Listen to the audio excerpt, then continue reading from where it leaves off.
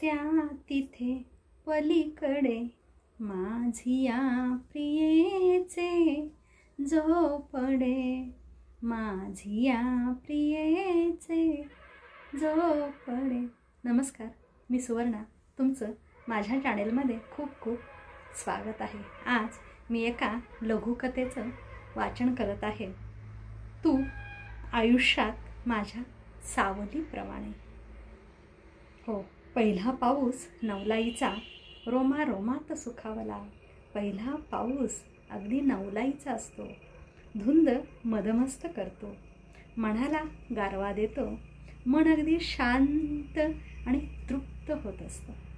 एखाद्या व्यक्तीचं आयुष्यात हळुवारपणे येणं म्हणजे सुखच असतं.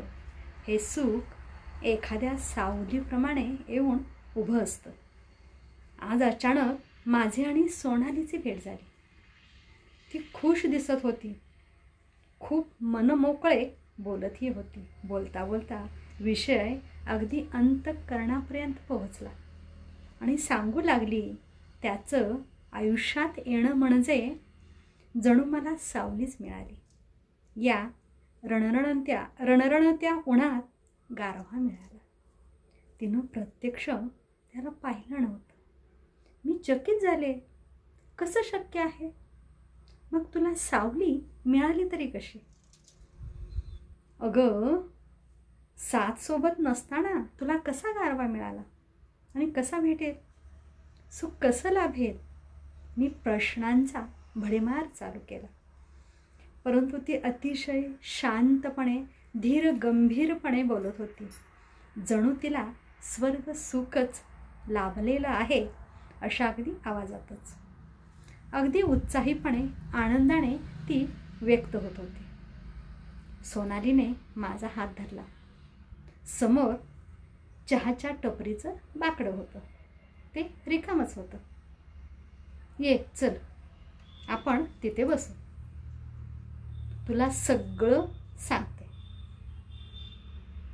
सोनाली बोलली आणि आम्ही दोघी त्या बाकड्यावर जाऊन बसलो. आणि सोनाली मग बोलूच लागली.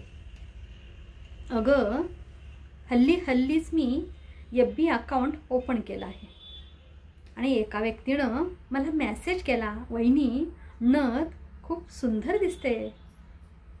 मी गौरी गणपतीमध्ये पैठणी नेसून नाकामध्ये नथ घालून फोटो काढला होता. तो सहजच स्टेटसला ठेवला. मी सुरुवातीला कोणताच मग रिप्लाय दिला नाही. पुन्हा मेसेज आला, अगदी महाराष्ट्रीयन बाज आहे. तेव्हा थँक्स एवढंच मी रिप्लाय दिला आणि पुन्हा छान मैत्री झाली. माझ्या मनातील सुखदुःख मी त्याला शेअर करू लागलो. तो नेहमीच मला सल्ला देऊ लागला. मला तो पटत गेला. त्याचा स्वभाव माझ्या मनाला भावला. कोणताही प्रसंग असू दे, तो मला नेहमी अगदी समजावून सांगायचा. हे जग खूप वाईट आहे, कोणावर पटकन विश्वास नाही ठेवायचा, प्रथम सत्य तपासून पहा, असे खूप मोलाचे सल्ले देऊ लागला. त्यामुळे मला त्याचा आधार वाटू लागला. त्याचे बोल अगदी तत्त्वज्ञानाने भरलेले असायचे. कधी माझ्यासाठी वडिलांची भूमिका बजावायचा, कधी मोठा भाऊ, तर कधी गुरुच्या रूपात, तर कधी तो मित्राच्या रूपात. कधी कधी त्यात मी आईसुद्धा पाहू लागली. माझ्यासाठी तो सर्वस्व म्हणूनच आहे. खूपच शांतपणे मला नेहमी समजावत असतो, एखाद्या सावलीप्रमाणेच. तो माझ्या आयुष्यात आहे.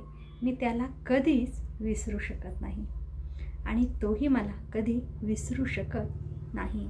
नक्की काय नाते आहे, कोणते ऋणानुबंध आहेत हे माहीत नाही, पण तो माझ्या आयुष्यात अगदी सावलीप्रमाणे आहे, खूप मोलाचा. एक दिवस अचानक त्याचा फोन आला, पण मी भांबावूनच गेले.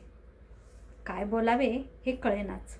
त्याने माझ्या मनाची अवस्था ओळखली आणि मग म्हणाला, वहिनी घाबरू नका, शांतपणे बोला, मी सहजच फोन केला आहे तुमची चौकशी व विचारपूस करण्यासाठी. मुलीची तब्येत बिघडली होती ना, आता कशी आहे? औषध वगैरे दिलेत ना? दवाखान्यात पुन्हा घेऊन गेलात का? हो ठीक आहे. आता एवढेच एकच वाक्य मी फोनवर बोलले आणि फोन ठेवला. मी विचार करू लागले, तो किती समंजसपणे बोलत होता आणि मी बावळट उगीच काही न बोलता हो म्हणत फोन ठेवला. तो तर मला धीर देत होता, आधार देत होता, अगदी जवळच्या व्यक्तीसारखा. पण मला वेडीला काही उमगलंच नाही. खरंच तो माझी छत्रछाया आहे. फेसबुकचा वापर कसा करायचा, कसं बोलायचं, फेक अकाउंट कसं असतं, लोक कसे फसवतात, हे नेहमीच मला सांगून तो अलर्ट करत असतो. तू खूप साधी सरळ आहेस, प्रामाणिक आहेस, म्हणून मी तुला हे सर्व सांगत आहे. कोणाच्या मेसेजला सहज आणि पटकन रिप्लाय द्यायचा नाही, वगैरे वगैरे बरंच काही समजावत असतो. खरंच सोनालीच्या आयुष्यात आलेली आभासी दुनियेतील ती सावली एका वटवृक्षाप्रमाणेच तिच्या पाठीशी उभी आहे. पूर्वीची सोनाली आणि आजची सोनाली यात जमीन आसमानचा फरक मला जाणवला.